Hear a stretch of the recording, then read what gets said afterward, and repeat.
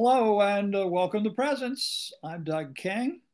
I'll be your host for this series, and I'm very excited for this new series that we're going to have on science and spirituality, and specifically with regard to the world of science. We're going to be talking about a concept known as the Holomovement. Now, we put out in previous newsletters, Facebook and otherwise, an article, an e-publication that has just come out that I'm very excited about because I have authored that along with Dr. Jude Currivan, an Oxford physicist, Dr. Kurt Johnson, evolutionary biologist, and Dr. Robert Atkinson, author of Our Moment of Choice. So the question is, why are we doing something with the biblical narrative and science? Well, first of all, when I have studied for many years, as I do in this work that we do at Presence, I've always had a keen interest in the relationship of science and spirituality.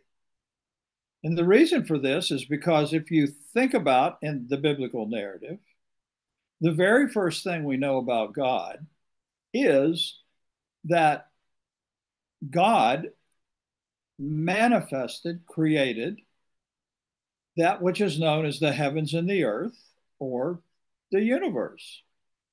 So, doesn't it really stand to reason that the very first thing we know about the nature of God, not as a person, but as source, we're going to talk about that because God has a whole lot of baggage, that term that's been presented, but we're talking, and we'll use different terms as we go along, indicating God certainly beyond personage. But the nature of God was first shown to us in the universe itself. So the nature of the universe is actually that which preceded everything else that's told in the biblical narrative story. So doesn't it make sense that the story of God's nature as it's revealed in this narrative, in this biblical narrative, should align itself with the nature of the universe, which came from the source described as God in the biblical narrative? So the question for the series immediately is, if you're watching this or listening to it on a podcast, and let me say that we've had a number of people request that we put this also when we do these video casts, that we also put the audio into a podcast, because there are a lot of people that are going for walks, they're driving in their car, they're doing other things, and they say, is there any way you can just put this in audio form? So we do. We have both. We have an audio podcast going and then the video cast. And I bring this up right now because those of you who are simply listening to the podcast, I've got 3 diagrams I'll be going through today that correlate to the article and the diagrams that are in the article about the Holomovement. And you can find those diagrams then if you go to YouTube and watch this at a time when it's convenient for you. So there are diagrams involved. I'll do my best to describe them. Who's our audience? Who is it that we would think? Who has an interest in the biblical narrative as Holomovement? And what is Holomovement?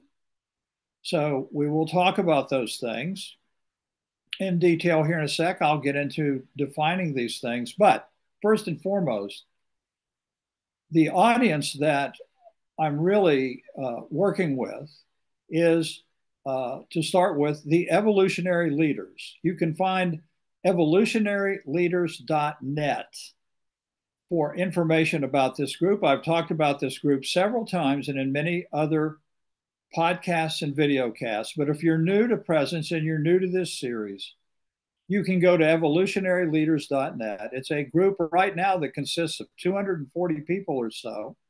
These are internationally known speakers, authors, activists that are in all parts of the globe. And they are the ones who were behind the e-publication that we put out and that you all read. The people that were part of the writing of this from the science side, as well as my integral approach to theology, are all part of the evolutionary leaders. And the 240 people are divided into different synergy groups so that the leaders can get together in common causes that may relate to business, economics, finance, or it might be the arts. And so you might have people that are poets and painters, musicians, and others that are in that group with their common interests and the way they see contributing to world change. Or you've got people in philosophy, or like presence, we're bringing an integral approach to theology. And there are many other synergy groups represented. So it's a very powerful movement. It's growing, and it is very much a part of the audience that I'm working with. The second part of it is a group known as Theology Without Walls. Theology Without Walls is part of the American Academy of Religion. The American Academy of Religion meets once a year. The last one I went to was in San Antonio, Texas, at the Convention Center, because this American Academy of Religion meeting yearly is enormous. Literally, people from all over the globe attend this. When I attended, there were 10,000 people there representing theologians and spiritual leaders from a number of different religions. But certainly, there was an overwhelming number of theologians who were in different tracks and sessions that had to do with all kinds of specific elements of the biblical narrative, specific elements of theology. These are people that you will find teaching in seminaries. And this is why I'm very keen on the Theology Without Walls group, because they have such a heavy influence in the material that's taught to the pastors, who then teach the material to congregations. And that's the way the hierarchy works within the religion Christianity. So I'm very keen on talking with them. Why? Because what we're proposing is a dramatic and radical paradigm change. We are challenging a 2,000-year-old paradigm that's been handed down since the Roman Empire with regard to the interpretation of Christology as a religion. We'll get into this a lot more as we go along the way, but I just simply want you to be aware that the material in this is part of a worldwide discussion and an evolutionary movement that is very much alive and taking place. In fact, if you look at what's happening with religion here in the United States, the fastest growing segment of the spirituality category, if you will, is the movement called spiritual but not religious, SBNR, spiritual but not religious. Sometimes you will see groups of people referred to as the nones, None, nones, meaning non-affiliated. So something is happening. And even beyond that, if you look at seminaries, we talked about seminaries, they're having difficulty keeping themselves afloat financially. Congregations are having a difficult time finding pastors. And many church buildings are closing. I saw a number from Pew Research, I believe it was, I think last year here in the United States, some 4,000 churches closed. There's something going on. And furthermore, if we say, well, what does the future hold? According to Barna Research, as well as Pew Research, when we look at the 18 to 30-year-olds, the generation that is now taking leadership positions for our future, that group is very much non-affiliated. They are not members of a religion. And we're going to talk specifically from the biblical narrative about the world's largest religion, Christianity. So when we talk about this holomovement in science, what we're saying is that the future of the biblical narrative is not going to be found in old paradigms handed down by 2,000-year-old thinking, but rather we're going to see that even in science, the paradigms that were long held in science are currently being turned on their heads. And I'm inviting in and working with scientists because I want this project, this series, and the things that I write to have the credibility of science behind it. I am not a quantum physicist. I am not an evolutionary biologist. And that's why I'm working with people in those fields. So that's what we're bringing to this. And this is the audience. And lastly, let me just say this. If you are a person that is very comfortable in your particular denomination, then this is not a series that will probably work for you. And we're not attempting to debate, argue, or try to force someone into this discussion. So if you find this discussion something that just doesn't apply to you and you're very happy with your denomination, and there are thousands of them, this is the issue with Christianity, of course, is that it is defined, if you will, by the denomination a person is in, which means a Christian is defined by the way they separate themselves from all others. We'll get into that in a lot more detail here in a little bit. But let's start out looking at my notes here. Why would we consider this? Genesis 1, that's the nature of God. It should be telling us something. Now, what I want to do now is to go ahead and share some diagrams. And again, that's what we're doing. We're pulling up diagrams to define now the holomovement and to show why it relates to the biblical narrative and aligns itself beautifully with the biblical narrative. So I'm going to start with a basic chart. You'll find this chart, this diagram, in the e-publication that we put out in the newsletter. It's up on our Facebook page. You can still get it. There's no charge for it. It's published by the Evolutionary Leaders Publishing Group.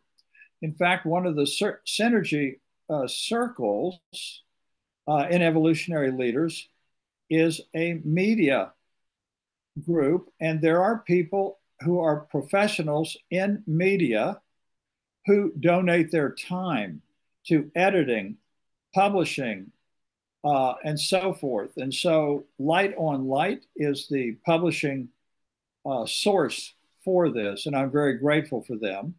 And they make this available at no charge. One of the activisms that we're involved in is paradigm activism.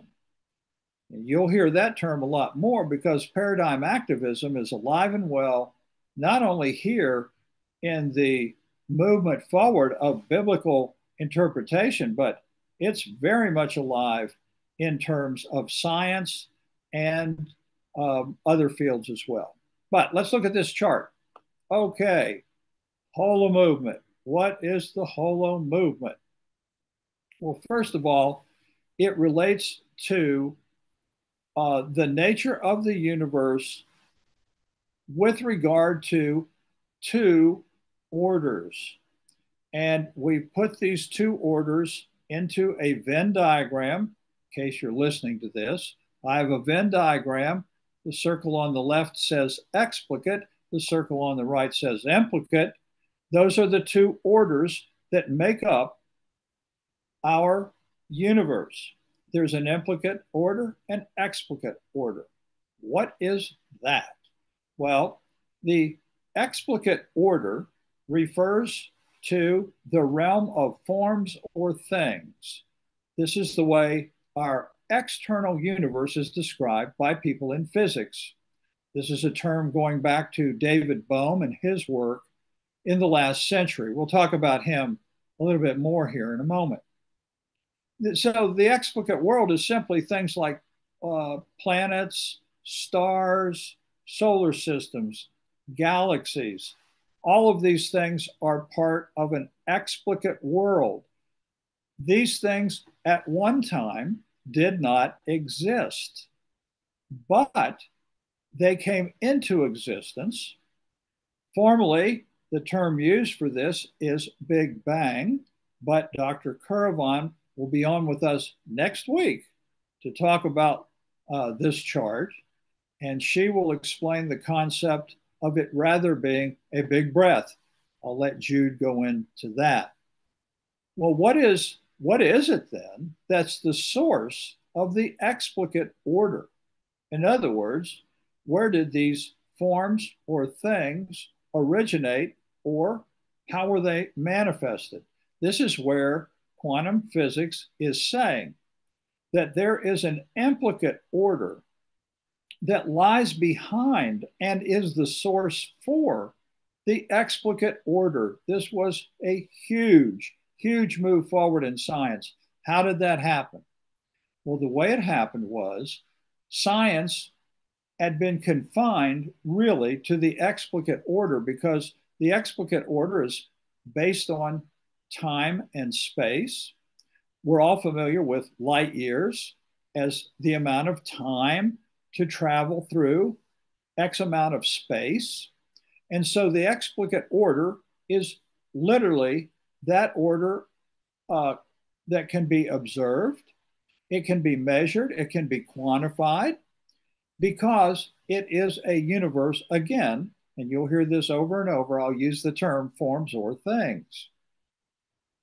However, time and space defined this explicate order for many, many years. Even Albert Einstein's laws of relativity still were based on the speed of light and the laws that pertained to forms and things. But David Bohm began to do some experimentation and some mathematical formulations that were challenging this particular way of understanding our universe as the complete and only way to understand it. So, in this, he came up with a theory of non-locality, which later is now proven, and it is a principle, an absolute principle of our universe. And I've got the definition of it here. The principle of non-locality in quantum mechanics says that quantum particles can know the states of other quantum particles, even at great distances, and correlate their behaviors with each other instantaneously. It is instantaneous action at a distance. In other words, particles can correlate their behavior, this is proven, even if they are thousands of light years apart, they can do it instantaneously. What does this mean? It means that there lies an order or realm beyond time and space.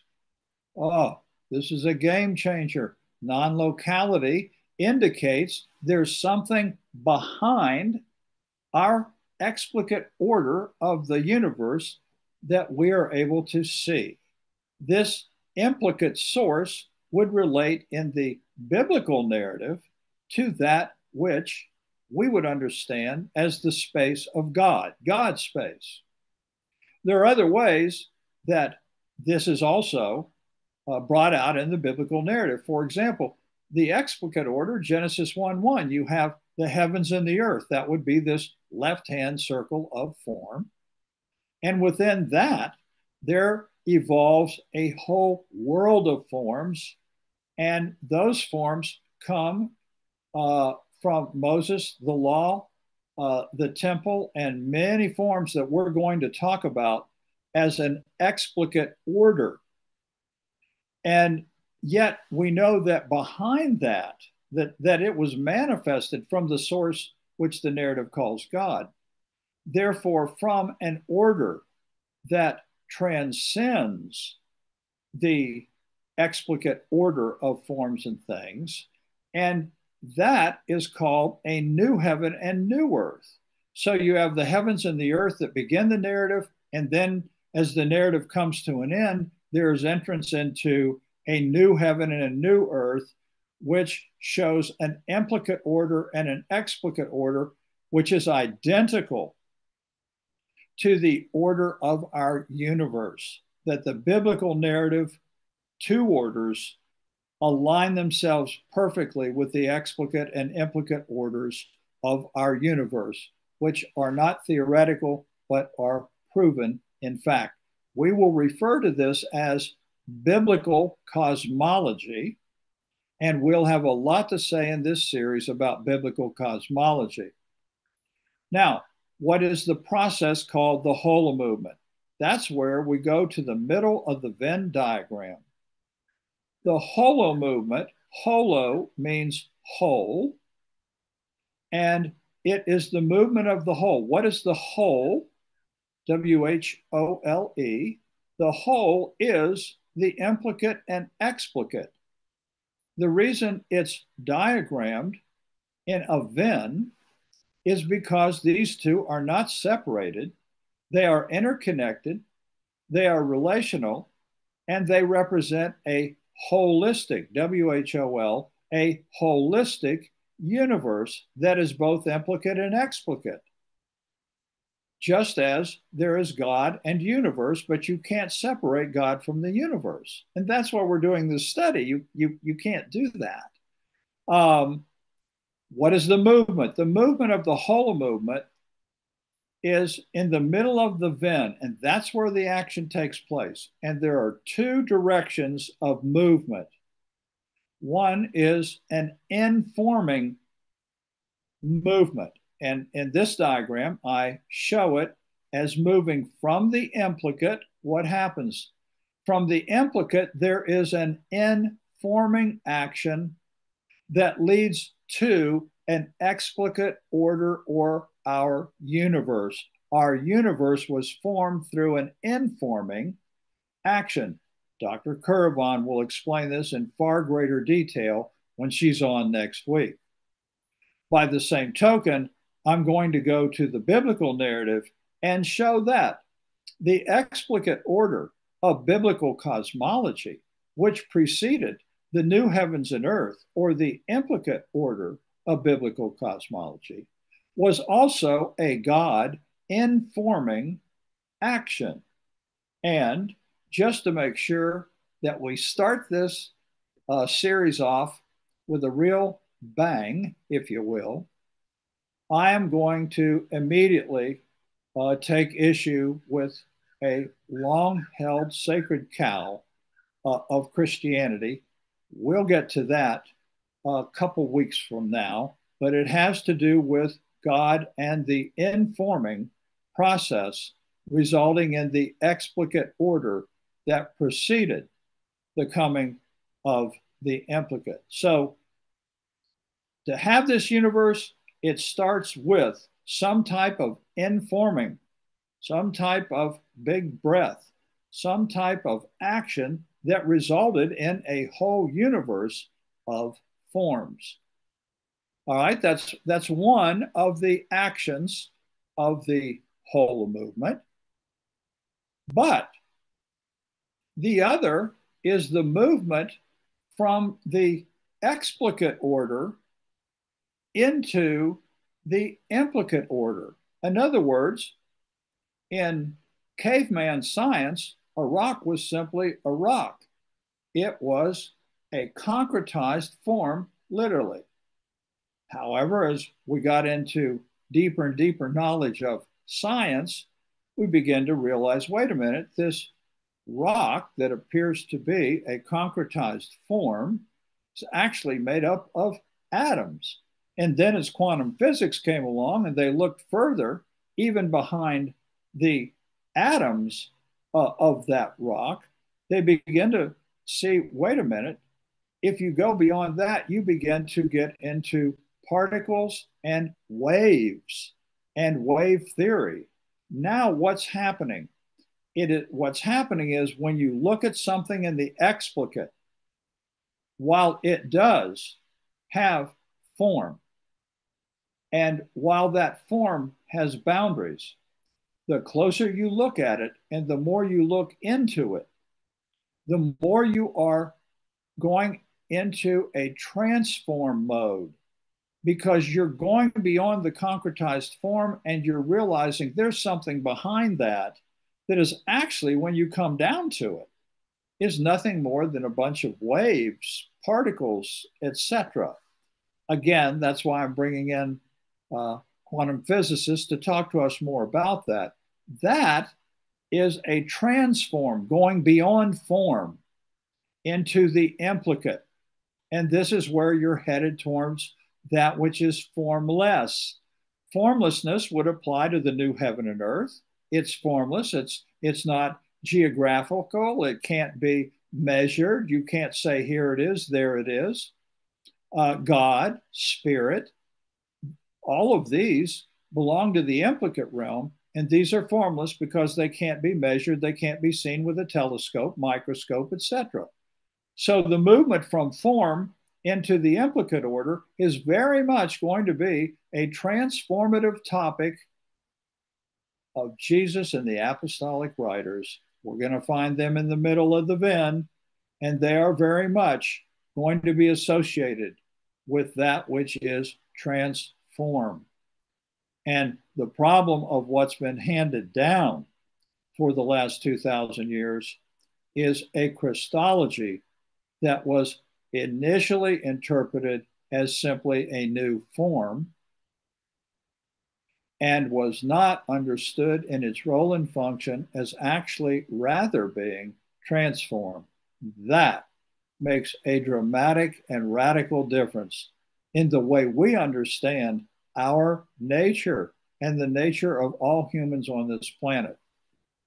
So when you are moving in the transform direction, that's called an enfolding process. I think I failed to mention that in the first diagram, that when you are going through informing, then that's an unfolding process. The universe is unfolding. However, when you move from the explicate world of forms, you are going transform, and that is called an enfolding process. So the Holomovement is the movement found in the center of the Venn, and it is the movement that moves from the implicate to the explicate in an unfolding manner. And it is a movement that goes from the explicate to the implicate in an enfolding manner. And if this does not make sense to you, perhaps it would be better said if I termed it that the process of change, even within you, starts with an informing process, and that informing leads to transforming. That you are not transformed. You don't change unless something first informs you. So we're going to talk about this a lot. So basically, even though I'm talking cosmology and the whole universe and whatever, the other thing I really want to bring out here is that this is also the movement behind human nature. So let me move on to this last chart.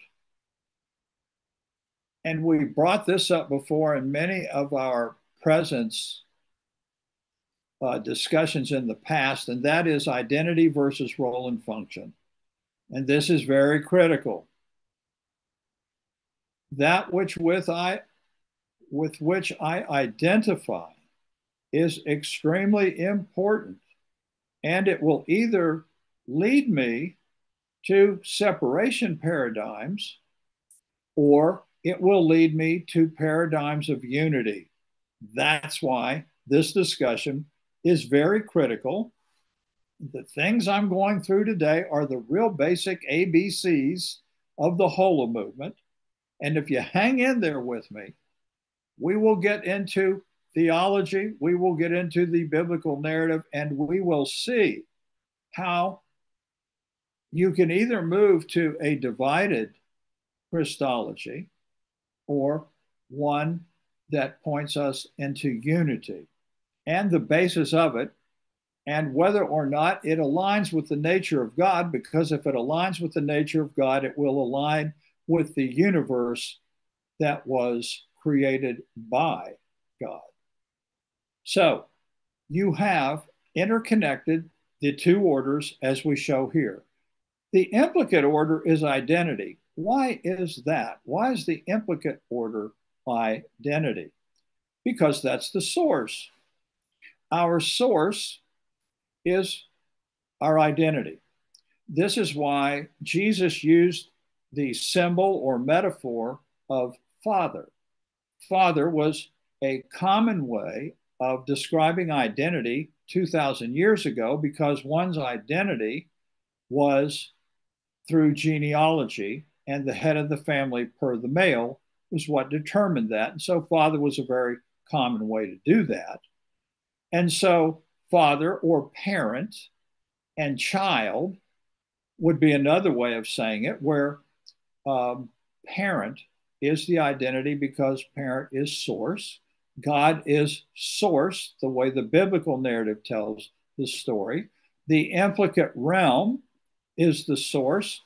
And those in science are now seeing a very much a spirituality that applies to this universe, a consciousness that applies to this universe, that these quantum fields and these quantum experiments are pointing to. Now, this creates interconnectivity in that the explicate world is full of diversity. Again, not just planets and stars and those kinds of things, but look at the planet Earth. Look at the diversity we have in terms of nations, in terms of nationalities, diversity in many different ways that exists here on the planet. Now, the question is, are we able to understand diversity as unity versus diversity as separation? And that is why the discussion will be on role and function. Diversity is not the realm where I find my identity. My identity is not male. My identity is not Caucasian. My identity is not American, etc., etc. My identity is not husband or father. Those are roles and functions. That shows great diversity in my own life and diversity across our globe. But that is not my identity. My identity comes from source, and source is what I understand to be that which the biblical narrative calls God. That is source, that is identity. Again, we've talked about this before, but when we look at it in this particular flow, we see that both source, which cannot be divided, and diversity, which is understood in light of its different divided roles and functions, are still all one. They are still one. Just as Jesus says, the Father and I are one. The universe and all within our global human family has an identity that is based on source, same source for all the diversity of human life on this planet. Therefore, the source of identity of all human beings is one.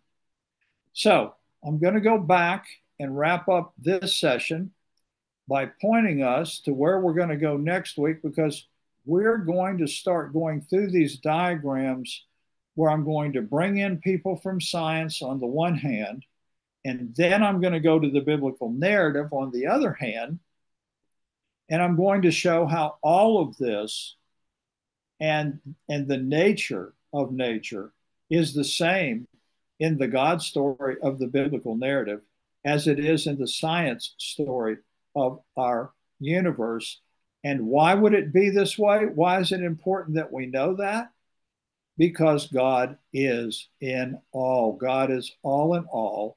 We have gone through that for decades here. And if God is all in all, God is no less science than God is anything that we find as we go through the biblical narrative. It should all align itself on all levels, be they scientific or spiritual. And to separate these things or to say they're not important really takes us back to the Dark Ages when people in religion, specifically Christianity, didn't want any part of scientific discussions. What? You're saying that the earth revolves around the sun? Why, that's heresy, declared religious people who knew nothing about science, but they had come up with that conclusion that, in fact, uh, it was religion and religion only that had all the answers to all these things. Next week, we're going to have Dr. Jude Curve on. I'll have her bio in the newsletter. She's going to come on and we're going to talk about the informing of our universe. It's fascinating because informing is based on information. How is our universe then nothing more than information? Wow, that is a very exciting question. And it will lead us again into how did, in fact, uh, God inform the explicate order when it came to Moses, the law, and the things that make up that first heaven and earth, if you will, that first explicate order that eventually was going to enter into a transform process, which we'll get to further down the line when we talk specifically about the Gordian knot of all Gordian knots, Christology. So we will get to that. So, hey, thanks for joining us in this study. If you have questions, send them to info@presence.com. We'll do our best to address them as we go throughout the series here. Other than that, I hope that you have a good rest of the day, good rest of the week, and we hope to see you next time. Thanks a lot.